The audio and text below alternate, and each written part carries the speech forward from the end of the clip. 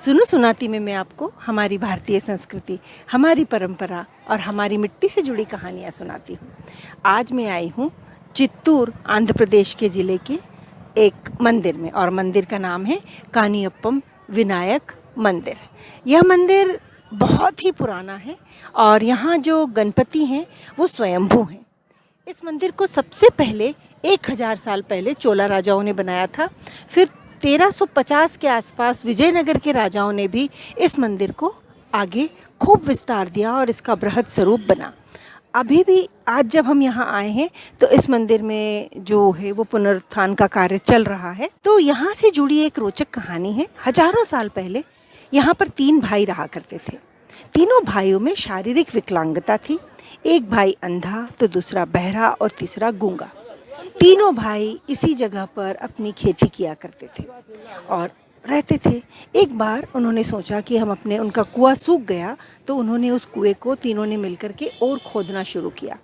और कहते हैं जब तीनों भाइयों ने उस कुएं को और खोदा तो खोदते खोदते उनका फावड़ा जो था वो एक बेहद कठोर चीज़ पर टकराया, और उसके टकराने के साथ ऐसा कहते हैं कि उस वक्त वहाँ से रक्त या खून बाहर आने लगा और धीरे धीरे उसमें से पानी भी बाहर आया। तो वो रक्त और खून पूरा उस कुएं के पानी में मिल गया। अब उसके बाद कहते हैं कि वो तीनों भाइयों के अंदर जो शारीरिक विकलांगता थी वह खत्म हो गई और वो तीनों बिल्कुल स्वस्थ हो गए। जैसे ही यह खबर पूरे गांव में पहुंची, लोगों को बड़ा आश्चर्य हुआ और उन्होंने आकर के ढेर सारे नारियल और पूजा करके देखा कि अरे यहाँ तो अपने आप स्वयंभू एक गणपति जी विराजमान हैं और प्रकट हो गए हैं। तो लोगों ने श्रद्धापूर्वक उनकी पूजा अर्चना करी। फिर इसका नाम कानियप्पम कैसे पड़ा? कानी का मतलब होता है वेटलैंड, और अप्पम मीन्स वहाँ पर पानी बहता है। तो उस कुएं से पानी बह के धीरे धीरे धीरे धीरे उस पूरी जगह पर जहाँ वो खेती कर रहे थे वहाँ पर भर गया। तो इस जगह को कहा गया आज भी कानियप्पम। और जहाँ पर यह विग्रह प्रकट हुआ था विनायक जी का, उसी जगह पर वहाँ पर यह मंदिर आज भी ये मौजूद है। वो उसका गोपुरम है और अंदर आज भी लोग इस मान्यता के साथ में इस मंदिर में आते हैं कि यहाँ मनोकामनाएं पूरी होती हैं। दूसरी एक और मान्यता जो इस मंदिर के साथ में जुड़ी हुई है, कहते हैं इस मंदिर के परिसर में न्याय होता है।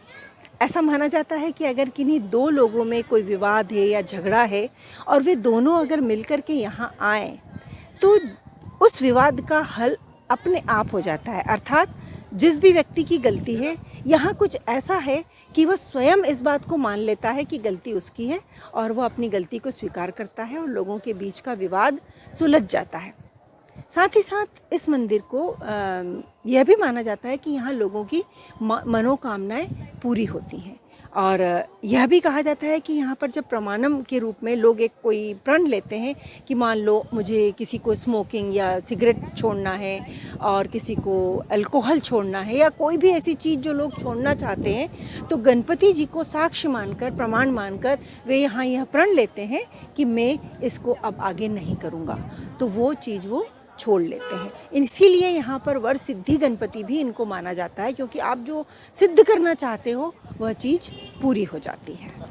आमतौर पे जैसे ही हम गणेश उत्सव की बात करते हैं हमें महाराष्ट्र की याद आती है, लेकिन आपको जानकर आश्चर्य होगा कि इस मंदिर में 21 दिन का गणेश चतुर्थी के समय 21 दिन का गणेश उत्सव मनाया जाता है। और इस 21 दिन के गणेश उत्सव में एक उत्सव मूर्ति है गणपति की। उस उत्सव मूर्ति को पूरे शहर में अलग अलग वाहन पे बैठकर सजाकर घुमाया जाता है। और वो वाहन भी कैसे, एक दिन होगा तो मूषक वाहन, दूसरे दिन मोर से बना हुआ वाहन, तीसरे दिन सांप वाहन, चौथे दिन फूलों से बना हुआ वाहन, 5वें दिन गरुड़ वाहन, छठे दिन हम बोल सकते हैं इसका अपना विमान वाहन। ऐसे हर दिन अलग अलग वाहन पे बिठाकर उत्सव मूर्ति को घुमाया जाता है। इधर पास में सामने एक छोटा तालाब है। तो ये जो मंदिर के सामने अभी हम देख रहे हैं छोटा सा तालाब, इसको कहा जाता है पुष्करणी, और यह पवित्र जल है। और दीपोत्सव यहाँ पर मनाया जाता है दिवाली के समय में।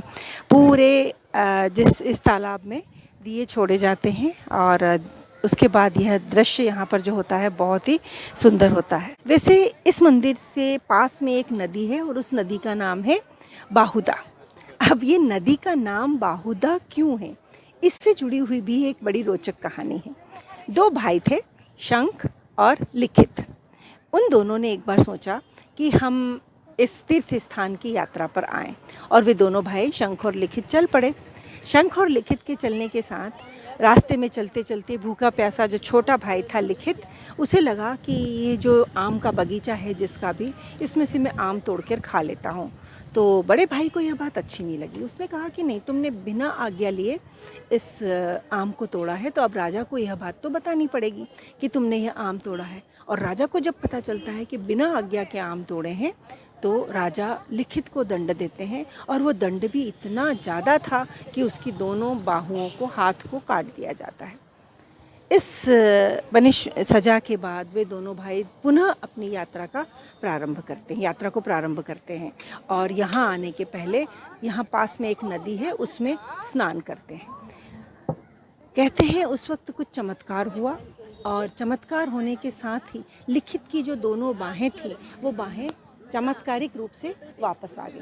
बस तब से इस नदी का नाम पड़ गया बाहुदा, मतलब बाहों को देने वाली नदी। तो ये भी मान्यता है कि इस तरीके से यहाँ चमत्कार होते हैं। एकदम अलग अनुभव है यहाँ आना, और अच्छा लग रहा है। हालांकि हम अभी मई के महीने में आए हैं, दिन का समय है, गर्मी काफ़ी है, लेकिन मंदिर अपने आप में भव्य है, सुंदर है, विशाल है। अगर आप चित्तूर तरफ आएँ तो इस वरसिद्धि गणपति में ज़रूर आएँ, और हो सकता है आपकी भी कोई ऐसी मनोकामनाएं हों जो पूरी हो जाए। इन्हीं शुभकामनाओं के साथ आपको यह कहानी कैसी लगी, इसे लाइक कीजिए और मेरे चैनल को सब्सक्राइब कीजिए। धन्यवाद।